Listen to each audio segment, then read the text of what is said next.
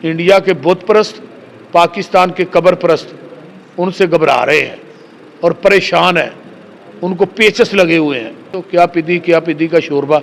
मैं उनको ये कहूँगा कि उनका मुनाजरा गैर मुस्लिमों के साथ है। करना है मुनाजरा तो हम के साथ, हमारे साथ तो पहले कर लो। हम मुनाजरे के लिए हम तैयार हैं। इंडिया में रहकर उन्होंने हिंदू पंडित्स जो थे उनसे मुनाजरा किया था, बहुत बड़ा एक था, सबको लाजवाब करके रख दिया। इसी वजह से जब उन्होंने उनसे मुनाजरा किया तो इंडिया के बहुत ज़्यादा लोग मुसलमान हुए कलमा पढ़ के। तो इंडिया ने फिर उनको अपने मुल्क से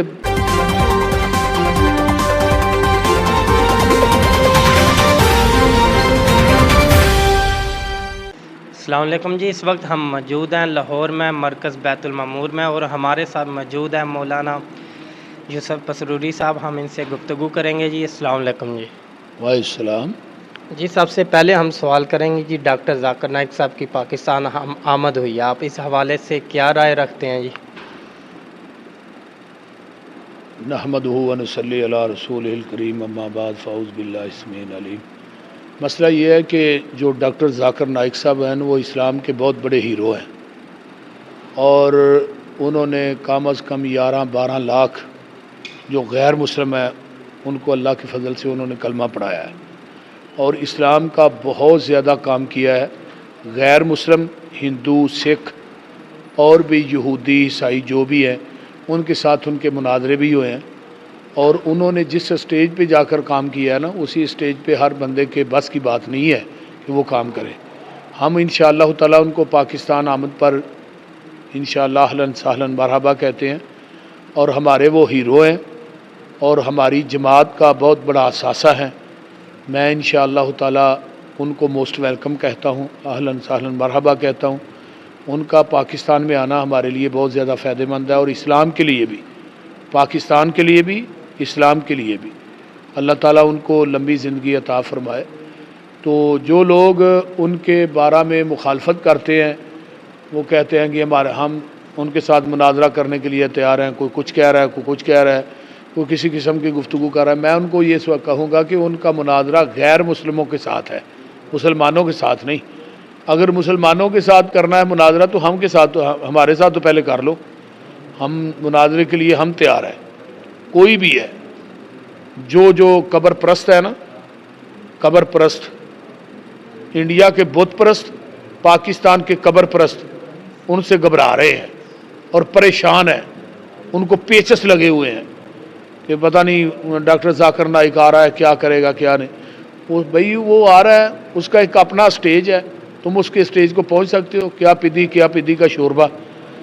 वो कहते मिसाल है ना, किथे मेर अली किथे तेरी सना, ये गुस्ताख अखियाँ किथे जा लड़ियाँ। लेकिन ये मसला है कि इन्होंने लोगों को अपने स्टेज के हिसाब से बात करनी चाहिए। डॉक्टर जाकिर नाइक साहब का बहुत बड़ा स्टेज, ये लोग उनके जूतों की खाक और गंदगी का मुकाबला भी नहीं कर सकते।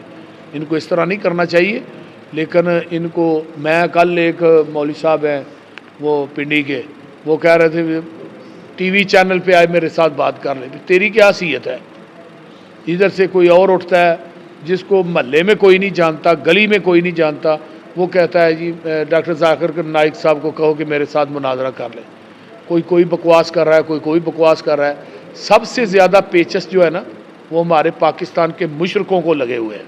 लेकिन ये नहीं होना चाहिए, इनको उनके साथ प्यार करना चाहिए। अल्हम्दुलिल्लाह, वो कोई कहता है जी वो दहशतगर्द है, कोई कहता है ये है वो है।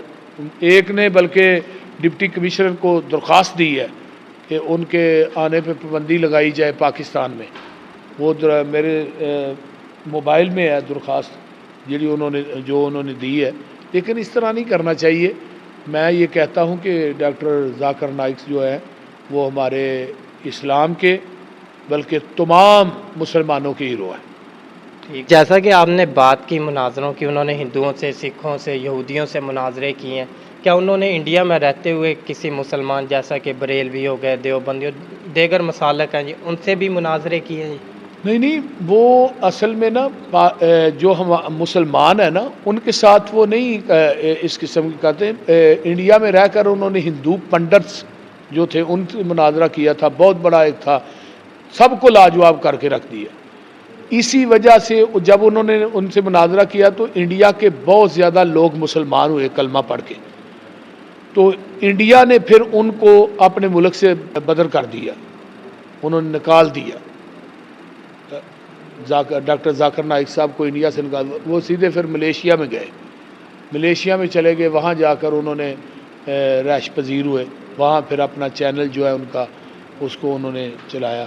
جب انہوں نے کسی مسلک سے مناظرہ ہی نہیں کیا، جب وہ کرتے ہی غیر مسلم سے ہیں اور مسلمان لوگ ہوئے، تو پھر یہاں کے مسلمان میں کہہ لیں ان کو کیا تکلیف ہے کہ بس مسلمانوں کو نہیں نہ تکلیف ہونی چاہیے، ان کو پتہ نہیں کیا علت ہے، کیا وجہ ہے۔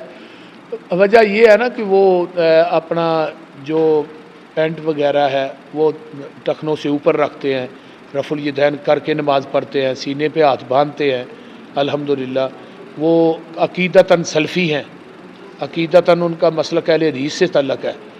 اس مسلک اہل حدیث پہ تعلق رکھنے کی وجہ سے اور اہل حدیث ہونے کی وجہ سے ان کو زیادہ تکلیف ہے، اور کوئی تکلیف نہیں ہے کہ وہ جی اہل حدیث ہیں، وہ بزرگوں کے منکر ہیں، صحابہ کے منکر ہیں، فلاں کے منکر ہیں۔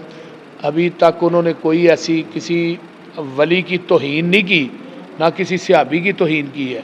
یہ جو بکواس کر رہے ہیں اپنی طرف سے جو بھی کر رہا ہے نا، لیکن یہ نہیں، بغیر دلیل کے کوئی بات نہیں کرنی چاہیے، نہ اس طرح ہونا چاہیے۔ اچھا جی، جو ان کے بڑے ہیں جیسا کہ دیکھتے ہیں مفتی منیب الرحمان صاحب ہیں، مولانا فضل الرحمان صاحب ہیں، مفتی تقی عثمانی صاحب ہیں، اور بڑے بڑے دیگر مسالک کے اکابرین، وہ کراچی میں ایک بڑا اجتماع ہونے جا رہا ہے جی، وہاں پہ ان کی میزبانی کر رہے ہیں، تو پھر جب بڑے میزبانی کر رہے ہیں تو پھر اب بس ان کو بھی سوچنا چاہیے نا کہ ہمارے بڑے کس طرف ہیں جن کو ہم نے بڑا بنایا ہوا ہے۔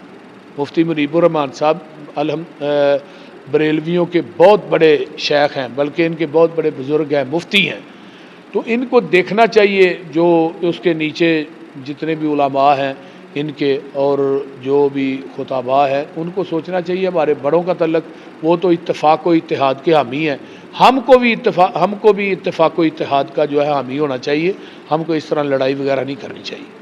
اچھا جی، مفتی طارق مسعود صاحب کا ایک مسئلہ بنا جی، انہوں نے کچھ تعبیر میں زیادتی کی جی، تو لوگوں نے ان پر کافی گستاخی کے فتوے لگائے، تو اب ان کو ڈر بھی محسوس ہو رہا ہے، انہوں نے رجوع کر لیا، معافی مانگ لی، ان کو ڈر محسوس ہو رہا ہے، ایک جتھا موجود ہے پاکستان میں، تو ان کو گستاخ کہہ کر جو گستاخوں کے ساتھ کیا جاتا رہا، ان کے ساتھ قانون حرکت میں بھی آتا ہے، وہ جیلوں میں بھی ہوتے ہیں، وہاں پر ان کو قتل کر دیا جاتا ہے، روڈوں پہ جلا دیا جاتا ہے، تو اس حوالے سے اب جامعۃ الرشید ہے، وہاں پہ بھی ایک اجتماع ہوتا ہے، وہاں پر بھی ان کی حفاظت کے لیے دیگر اجلاس وغیرہ کا جائزہ لیا جائے، کس طرح مفتی صاحب کو بچایا جائے۔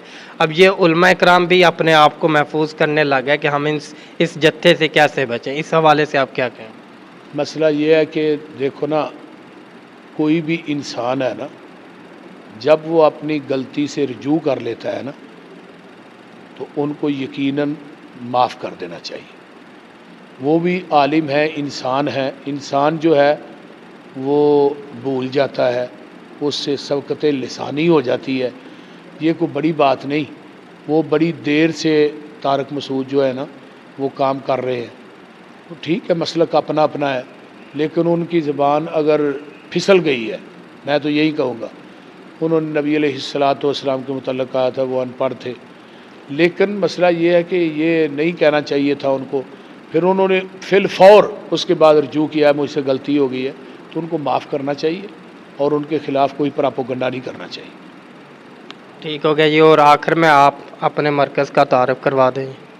مرکز بیت المعمور جو ہے الحمدللہ یہ اسلام کا بہت بڑا قلعہ ہے، یہ میں نے تقریباً 2020 دسمبر میں اس کو شروع کیا تھا، 21 میں پراپر یہ شروع ہوا تھا، 21 اور 22 اور یہ 23 اور 24، اس کو تقریباً 3.5 سال کا عرصہ ہو چکا ہے الحمدللہ۔ تھوڑے عرصے میں یہ بہت بڑی عمارت بنی ہے، اور الحمدللہ بڑی بڑی دور سے لوگ جو ہے نا وہ آتے ہیں یہاں اپنا جمعہ پڑھنے کے لیے، بڑی بڑی دور سے لوگ آتے ہیں الحمدللہ ثم الحمدللہ۔